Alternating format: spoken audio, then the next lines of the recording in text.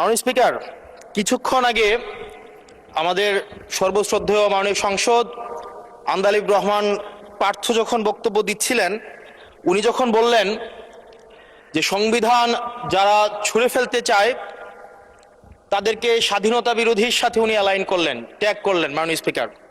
এবং তখন ট্রেজারি বেঞ্চের সম্মানিত মাননীয় মন্ত্রী যারা ছিলেন তারা সেটাকে টেবিল চাপড়িয়ে সেটাকে সমর্থন দিলেন।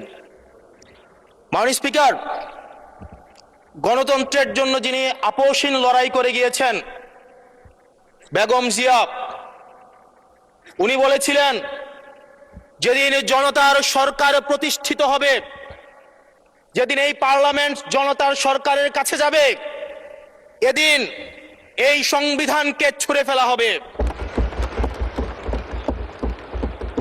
ট্রেজারি বেঞ্চের যে মন্ত্রীরা ছিলেন তারা দীর্ঘদিন, তাদের সারা জীবন তারা বেগম জিয়ার সাথে রাজনীতি করেছেন।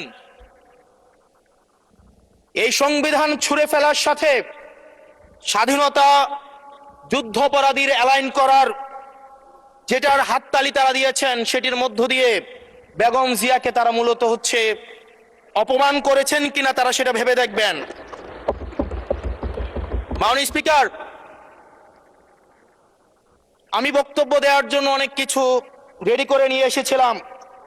আমরা আইনমন্ত্রী বলেছেন রুশু পড়ার জন্য, তারপরে হবস পড়ার জন্য, মদিনা সনদ পড়ার জন্য পড়েছিলাম, কিন্তু আন্দালিব রহমান পার্থ সাহেব যে বক্তব্য দিয়েছেন, আমরা ক্লাস 8-9-এ যে ডিবেট করতাম সেটি রিভার্টাল দিলে 20 মিনিট সময় লাগবে। মাননীয় স্পিকার, আমি ওনার বক্তব্যে রিভার্টাল দিচ্ছি। উনি বলেছেন যে আমি কোট করছি, উনি বলেছেন 72-এর সংবিধানের কিছু কিছু বিষয়কে ওনারা সম্মান দিয়েছেন। তার মানে কিছু কিছু বিষয়কে ওনারা সম্মান দেয় নাই। তার মানে এই অভ্যুত্থানের পরে এই সংবিধানের কিছু অংশ ওনারা মেনেছেন, কিছু অংশ ওনারা মানেন নাই। ওনারা কেবল ওই অংশটাই মেনেছেন যে অংশটা ওনাদের পক্ষে গিয়েছে, যে অংশটা ওনাদের বিপক্ষে গিয়েছে এই অংশটা ওনারা মানেন নাই।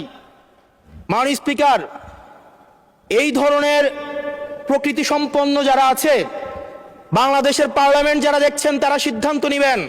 যারা কখনো কখনো কনফর্মিস্ট, যারা কখনো কখনো রিফর্মিস্ট, তারা মূলত অপরচুনিস্ট।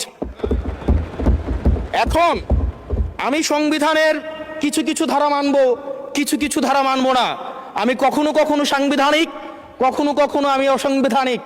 মাননীয় স্পিকার, যখন ডক্ট্রিন অফ নেসেসিটির প্রশ্ন আসে, মাননীয় স্পিকার, এই এক্সিস্টিং সংবিধান অনুযায়ী যখন 7A এবং 7B বলবৎ থাকে, সেই জায়গা থেকে আইনজ্ঞরা, মাননীয় স্বরাষ্ট্রমন্ত্রী উনি থাকলে ভালো হতো।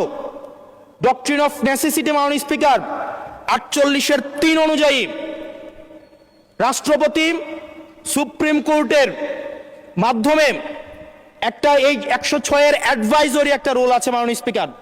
এই অ্যাডভাইজরি রুলের মাধ্যমে সংবিধানের ফান্ডামেন্টাল কোনো বিষয় কম্প্রোমাইজ করা যায় না।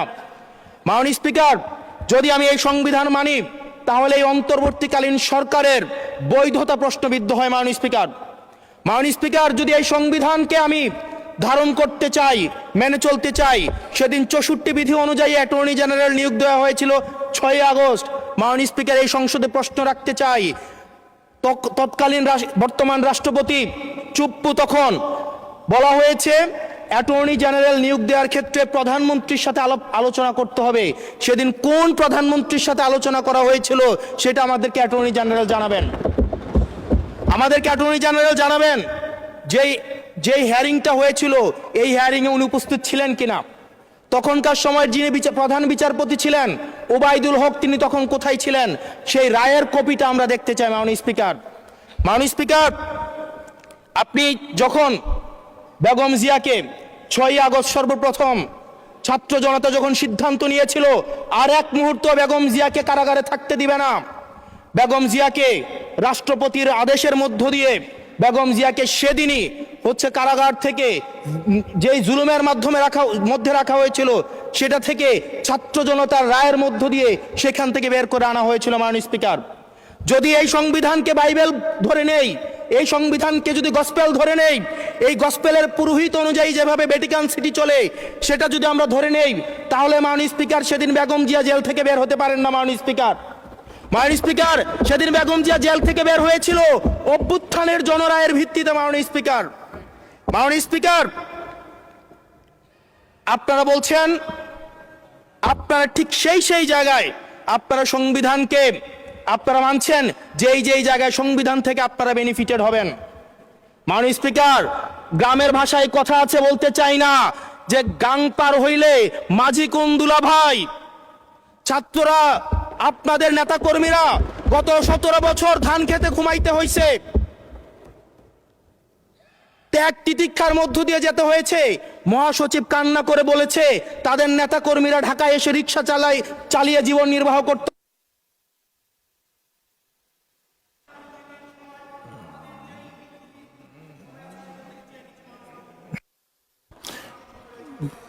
এক মিনিট বলেন। মাননীয় স্পিকার, আজকে দেখেন, আজকে লক্ষ লক্ষ নেতা কর্মী তাদের রক্ত দিয়েছে। ফ্যাসিবাদ বিরোধী প্রত্যেকটি রাজনৈতিক দল, কোন রাজনৈতিক দলকে বিশেষভাবে আমি আলাদা করতে চাই না, ফ্যাসিবাদ বিরোধী প্রত্যেকটি রাজনৈতিক দলের রক্ত শ্রম ঘামের মধ্য দিয়ে এই হাসিনার পতন হয়েছে।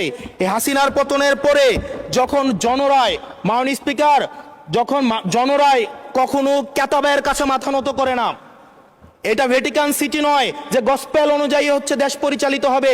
68% জনগণ তারা সিদ্ধান্ত জানিয়ে দিয়েছে এই সংবিধানের যেই বেসিক স্ট্রাকচারাল জায়গায় কোন জায়গাগুলোতে রিফরমেশন আনতে হবে। মাননীয় স্পিকার আন্দালিব রহমান পার্থ সাহেব বলেছেন যে অর্ডারে নাকি হচ্ছে সংবিধান সংস্কার পরিষদের গঠনটা নাই।